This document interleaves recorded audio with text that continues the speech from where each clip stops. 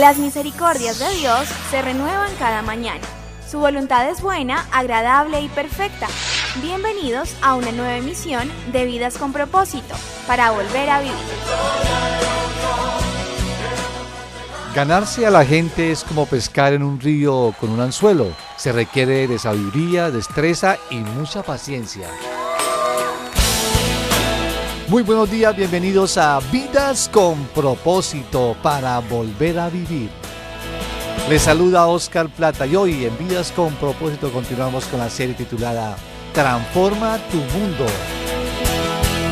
Transforma tu Mundo, estimado oyente, es una serie que está compuesta de 4 temas que nos ayudarán no solo a mirar a nuestro mundo, sino también a transformarlo. Tú nos creaste con un propósito. Esta serie nos desafía para ser propositivos, para que no solamente nos quedemos en la crítica, sino que también vayamos mucho más allá, sino que hagamos algo por nuestro entorno para que así podamos ser instrumentos de cambio, de transformación y de bendición a nuestra sociedad. Los 4 temas de esta serie son cómo ser personas de influencia, tema que vimos la semana pasada, cómo ganarse a las personas. Este tema lo compartiremos en esta semana, miércoles y viernes. El tercer tema, cómo hablar a otros de Jesús. Y el cuarto, cuál es el mejor regalo. Así que, estimados oyentes, les animamos para que no se pierdan ninguno de estos temas de esta serie. Así que le pedimos que invite a sus familiares y amigos para que también lo escuchen. Recuerde también, usted puede escuchar nuestros programas o recomendarlos a otros desde la comodidad de su casa, de la oficina, del lugar de su trabajo. ¿Cómo hacerlo? Usted nos puede buscar en YouTube colocando en el buscador de esta página Comunidad Vida con Propósito. Allí encontrará muchos de los temas que hemos compartido en este espacio, como también lo puede compartir en su muro de Facebook, enviándolo o también por correo electrónico a sus contactos. Esta es otra manera de compartir la palabra de Dios. Estás escuchando Vidas con Propósito, para volver a vivir. Pastor Ángelo, muy buenos días, y quisiera que le contara a nuestros oyentes por qué el tema de hoy, cómo ganarse a las personas. Muy buenos días, Oscar y estimados oyentes. La razón por la que trajimos este tema Vidas con Propósito es porque muchos, aunque quieren hacer algo por este mundo, pues no son capaces o no tienen la habilidad para ganarse a las personas. Ellos quizás tienen buenas intenciones, es más, tienen buenas ideas, hasta buenos proyectos, pero a menos que se asocien con otros, nunca podrán lograr lo que ellos tanto anhelan. Es que, Oscar, el adagio popular tiene razón, una golondrina no hace verano. Hasta el mismo Señor Jesús nos modeló el principio para transformar el mundo ganándose a las personas que estaban alrededor de Él. Él sí podría haberlo hecho solo, ¿cierto? Porque Él es el Señor, pero prefirió hacerlo con otros. Y para lograrlo entonces tuvo primero que ganarse a los apóstoles como también a otros seguidores. Y hoy nosotros pues somos beneficiarios de esa capacidad de Jesús de ganarse a los demás. Un ejemplo de nuestra incapacidad como iglesia para ganarnos a las personas es en el evangelismo, Ángelo. Algunos creen que evangelizar es simplemente decirle a la gente, Jesús te ama y listo. El Espíritu Santo va a entrar dentro de la persona cual hechizo mágico y la transformará en una nueva criatura. Este tipo de ideas y enseñanzas obviamente no provienen de la Biblia, sino de un sistema de pensamiento facilista y hasta hechicero. Satanás pues siempre está mostrando al mundo una forma fácil y rápida de alcanzar las metas, lo que la Biblia llama en forma simbólica el camino ancho, o lo que nosotros conocemos coloquialmente como el rapillá. Si no es ya, es ahora, pero tiene que ser rápido y sin mucho complique. Por eso estoy totalmente de acuerdo con la frase con que iniciamos el programa de hoy. Ganarse a la gente es como pescar en un río con anzuelo. Se requiere de sabiduría, destreza y mucha paciencia. Ángelo, ¿este ejemplo de la pesca para ganarnos a las personas tiene fundamento bíblico? Por supuesto, cuando Jesucristo llamó a Pedro y a su hermano Andrés para que lo siguieran permanentemente, justamente sucedió después de que estos pasaron toda una noche pescando en un mar rico en peces y con una red, que es mucho más fácil que hacerlo con un anzuelo. pero esa noche no pescaron absolutamente nada. En este escenario es que el maestro enseñó a sus futuros apóstoles cómo es que funciona el reino de Dios, y se lo voy a leer. Lucas 5, 4 al 6 dice: cuando acabó de hablar, le dijo a Simón: lleva la barca hacia aguas más profundas y echen allí las redes para pescar. Maestro, hemos estado trabajando duro toda la noche y no hemos pescado nada, le contestó Simón. Pero como tú me lo mandas, echaré las redes. Así lo hicieron, y recogieron una cantidad tan grande de peces que las redes se les rompían. Pedro estaba tan impactado, Oscar, por este milagro, que solicitó que el Señor se alejara de su presencia, pues él se consideraba un vil pecador que no merecía estar al lado del tan sublime maestro. Pero el Señor le responde con su acostumbrada paciencia y sabiduría en el versículo 10. No temas, desde ahora serás pescador de hombres. El Señor pues no quería enseñarles con este tipo de milagros a pescar peces, sino a pescar personas. Les estaba dando una clase magistral acerca de esa nueva función a la cual los estaba llamando, ser pescadores de seres humanos para el reino de Dios. De las clases que el Señor Jesús dio a sus discípulos de cómo ser pescadores de hombre, pues hemos extraído unas píldoras que llevarán el rótulo de cómo ganarse a las personas, las cuales pueden sernos útiles en la tarea de transformar el mundo. La clave de este tema, Oscar, está resumida en la siguiente frase de labios del Señor Jesús a sus discípulos. Mateo 5:16. Hagan brillar su luz delante de todos para que ellos puedan ver las buenas obras de ustedes y alaben al Padre que está en el cielo. Estimado oyente, si quiere aprender cómo hacer brillar su luz delante de todos para que vean y alaben a Dios, les invitamos para que nos siga escuchando hoy, el próximo viernes, en Vidas con Propósito, y pueda ser un pescador de verdad de personas para el reino de Dios. Pastor Ángelo, ¿cuál es esa primera píldora para ganarnos a las personas que nos dejó Jesús? La primera píldora: brinde amistad. Mateo 9:11 dice: cuando vieron esto los fariseos, dijeron a los discípulos: ¿por qué come vuestro maestro con los publicanos y pecadores? Algunos han interpretado erróneamente la Biblia creyendo que donde dice que no nos hagamos amigos del mundo, se refiere a no relacionarnos con las personas de este mundo. Si así fuera, tendríamos que salirnos de la sociedad e irnos todos los cristianos a un monasterio, a vivir el resto de nuestros días allí. Oscar, el Señor Jesucristo nos dio un gran ejemplo de cómo es que debemos relacionarnos con las personas que aún algunos algunos no conocen este principio y por lo tanto no se acercan a los demás para brindarles su amistad. Solo alguien que quiere brindar amistad y establecer una relación cercana, pues acepta la invitación a comer de un pecador ampliamente reconocido, como lo hizo el Señor Jesús en varias ocasiones. Precisamente recibió la crítica de los fariseos religiosos que veían en esta acción una manera de contaminarse con los pecadores. Uno puede ser amigo del mundo, pero sin practicar el pecado del mundo, correcto. ¿Qué acciones prácticas debemos incorporar a nuestra vida para ganarnos a las personas? Una de ellas: aproveche cualquier oportunidad para ayudar. Para los que no lo saben, el primer milagro del Señor Jesús no fue en un templo o en una sinagoga judía, sino en una fiesta de un matrimonio. Y quizás para que algunos se sorprendan aún mucho más, quizás los que tienden al fariseísmo, el milagro que hizo Jesús, ¿usted lo recuerda, Oscar? Claro, las bodas de Caná. Las bodas de Caná. ¿Cuál fue el milagro? Convertir el agua en vino. Sí, esto lo que demuestra es que el Señor estaba allí voluntariamente y con la intención no solo de cumplir, ¿sí?, una invitación, sino su intención era usar el poder de Dios para ayudar en las cosas comunes y corrientes de esta vida. Pues el vino se había acabado y el Señor sencillamente lo multiplica. Esto quiere decir que si lo que queremos es ganarnos a los demás, debemos empezar ayudándolos. Correcto. Yo pregunto, ¿a quién no le gusta que lo ayuden? ¿Sí? Hasta las personas más tímidas sonríen y dan un gracias cuando reciben la ayuda de alguien. Pero algo importante aquí que debemos recordar es que antes de ayudar a los que no son cristianos, estoy hablando como cristiano, nosotros debemos haber aprendido a ayudar primero a los que sí son cristianos. Alguien podría pensar que esto es discriminación, porque, o sea, ¿por qué hace esa aclaración? ¿Por qué los cristianos primeramente deben ayudar a los otros cristianos?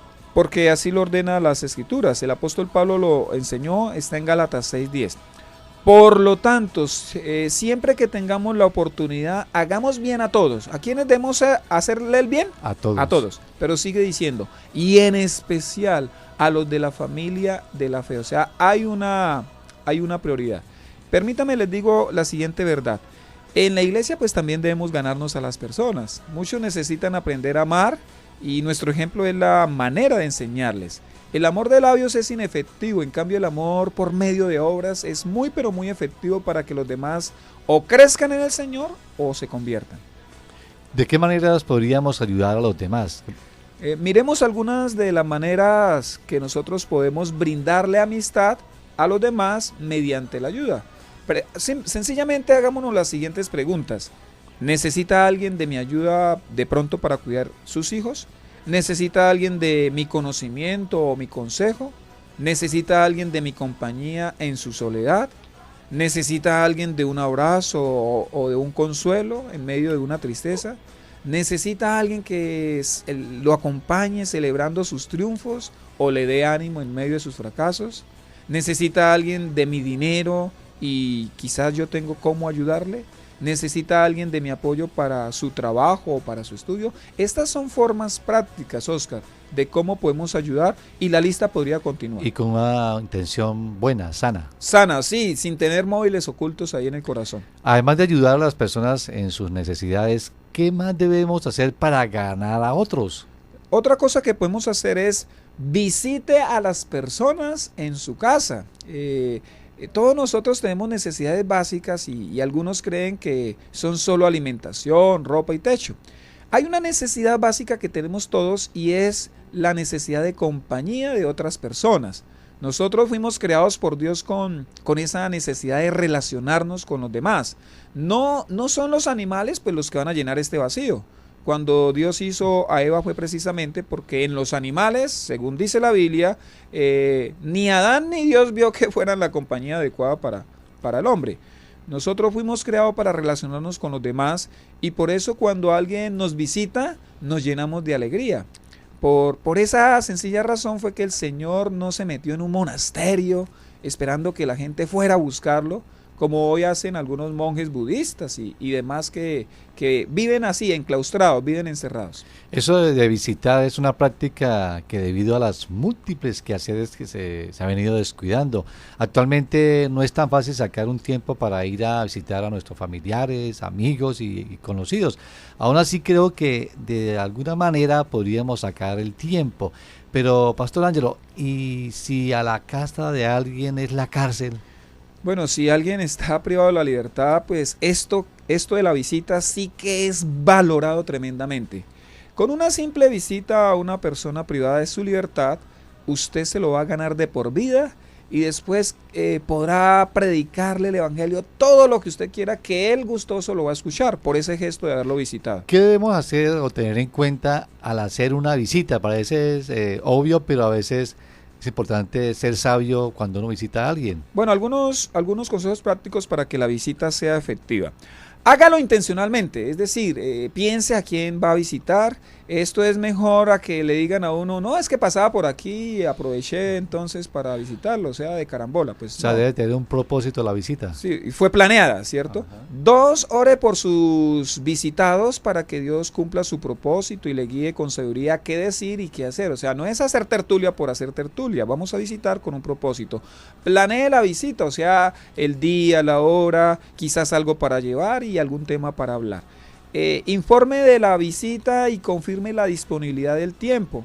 En lo posible, pues no haga visitas sorpresas, aunque hay que reconocer que algunas visitas sorpresas pues caen muy bien y son muy agradables.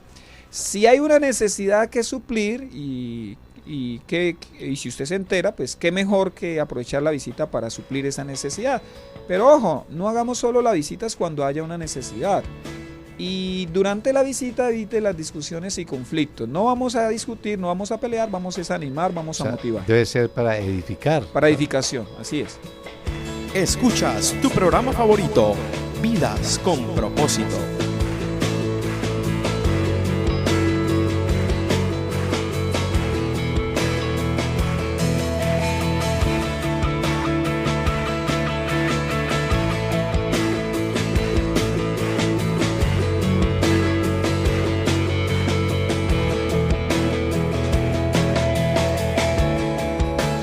Todos necesitan amor que nunca falla, tu gracia y compasión. Todos necesitan perdón y esperanza de un Dios que salva.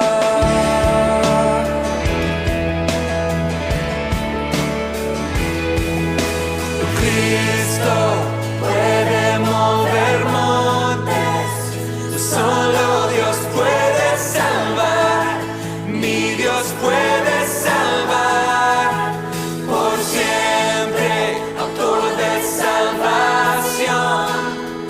Jesús la muerte venció, Él la muerte venció.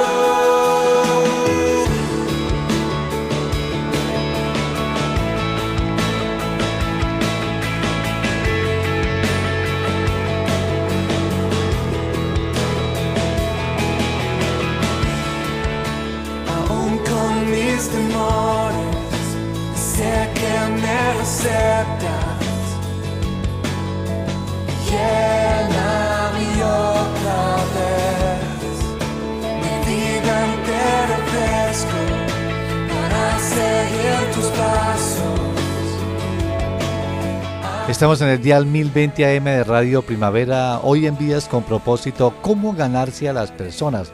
De las enseñanzas del Señor Jesús que nos dio o que le dio a sus discípulos de cómo ser pescadores de hombres, hemos extraído unas píldoras, las cuales pueden ser de gran utilidad en la tarea de transformar el mundo.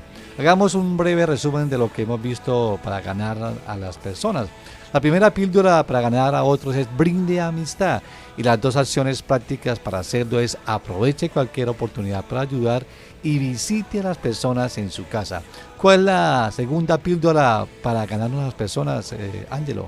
Enfóquese en lo positivo de las personas. Primer libro de Samuel 16:18 dice así: uno de los cortesanos sugirió: conozco a un muchacho que sabe tocar el arpa, es valiente, hábil guerrero, sabe expresarse y es de buena presencia. Además, el Señor está con él. Su padre es Isaí, el de Belén. No importa cuántos desaciertos tengan las personas, siempre habrá algo positivo para elogiar. De hecho, es casi seguro que son malas virtudes que los defectos que tiene una persona. Qué interesante en este versículo que leímos, que este cortesano de Saúl, al referirse a David, no encontró un solo defecto en él. Todo lo que dijo era positivo. Esto sí que es un buen ejemplo de enfocarse en lo positivo. Y cuando Samuel fue a buscar, a escoger a ese hombre que Dios le envió, la familia de David nunca pensó en él. Nunca vio esas cualidades que otros sí vieron. ¿Qué aspectos hay que tener en cuenta para enfocarnos en lo positivo de las personas? Bueno, este aspecto es supremamente importante. Resalte las cualidades. Lo repito, resalte las cualidades. Es pero tan fácil ver los errores de la gente que hasta los pecadores hacen eso. No se requiere ir a ninguna escuela ni hacer un esfuerzo mayúsculo para poder ver un error en otro. Eso lo hace cualquiera, ¿sí? Eso es como ver una manchita en una hoja blanca. Como dicen por ahí, hasta un simple lo hace. ¿Será que tiene un mérito delante de Dios fijarnos en los errores de las personas, así ellas no sean cristianas? Yo creo que no.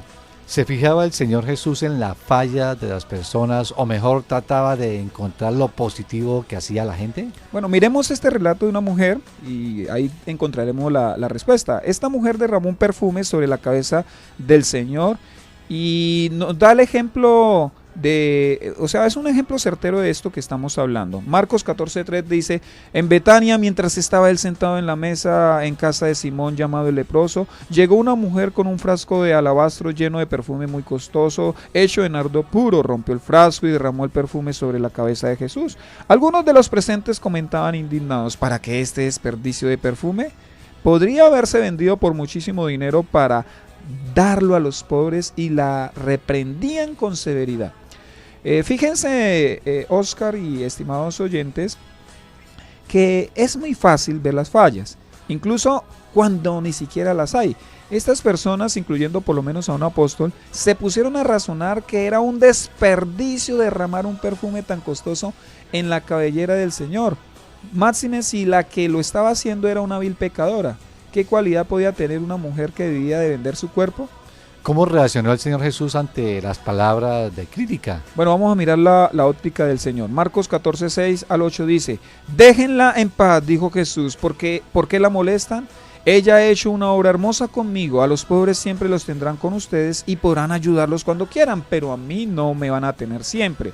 Ella hizo lo que pudo, ungió mi cuerpo de antemano preparándolo para la sepultura.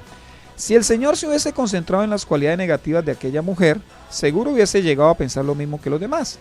Pero haberle resaltado su acto de amor sincero hizo que esta mujer fuera transformada totalmente, dejando todo su pecado, y ella se va a convertir entonces ahora en una discípula del Maestro. Además hizo que su acto pues quedara registrado en las páginas de las Escrituras para toda la eternidad. ¿Esto significa que no se debe confrontar el pecado? Por supuesto que no. Esto no significa que no debamos confrontar el pecado. Sencillamente hay que tener en cuenta pues, cada momento y cada circunstancia. Jesús confrontó a los altivos fariseos porque nunca reconocieron que él era el Mesías. Pero frente a una mujer que sí lo reconoce, desde luego que ya su corazón se había arrepentido de su maldad y nunca más volvería a ser igual. Por eso el Señor Jesús no la confronta. Aparte de enfocarse en lo positivo de las personas, resaltando sus cualidades, ¿existe otras maneras de enfocarnos en lo positivo? Yo encuentro al menos esta manera: elogie en público. Eso es bonito, ¿cierto? Por ejemplo, a usted le gusta que lo elogien, ¿cierto? Claro que sí. Y a mí también me gusta que me elogien. A todos nos gusta. Le hago una pregunta: ¿cómo se siente usted cuando alguien le hace un reconocimiento público? Bueno, realmente fortalece nuestra autoestima y nos motiva a seguir adelante. Ahora, ¿cómo mira o cómo miraría usted a esa persona que se le hace ese reconocimiento en público?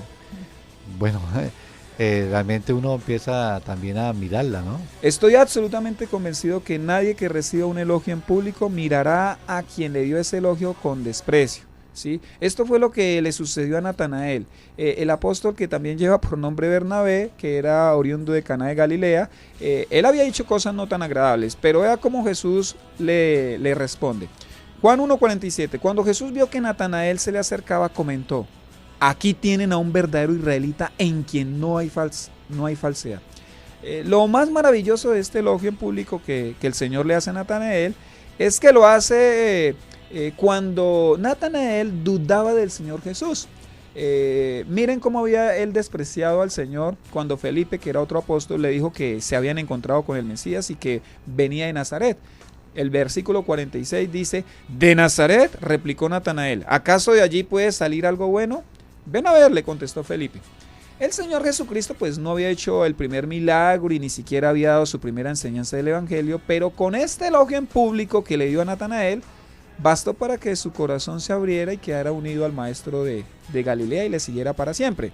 Fue el primero en declarar antes que Pedro que Jesús era el Mesías de manera pública. En el 49, Juan 1:49 lo muestra, dice así: Rabí, tú eres el Hijo de Dios, tú eres el Rey de Israel, declaró Natanael. ¿Quiere decir que deberíamos elogiar lo máximo que podamos? Así es, Oscar. El elogio atrae a las personas como un poderoso imán atraería los metales, ya que todo el mundo pues nos gusta que nos elogien, y a su vez el elogio es un incentivo para que las personas cambien su forma de ser.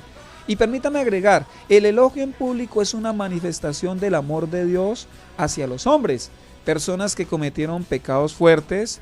Aún así Dios los elogió en público y hoy nosotros entonces los podemos leer. Por ejemplo, al mentiroso Abraham, Dios dijo públicamente y quedó registrado en la Biblia que era el padre de la fe. de la fe, ¿cierto? Al engañador Jacob le llamó públicamente el que lucha con Dios y vence. A Moisés lo llamó el hombre más manso. Bueno, así podríamos seguir diciendo.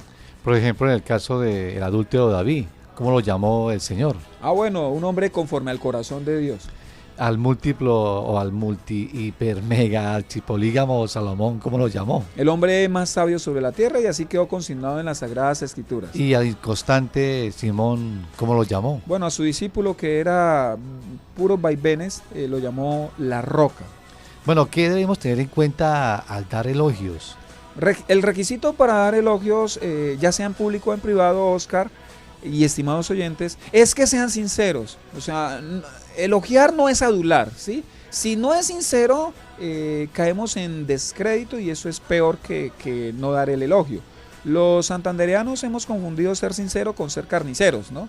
Ser sincero no es resaltar los pecados, los errores y las fallas de las personas, escarbando y recordando en todo momento el asunto.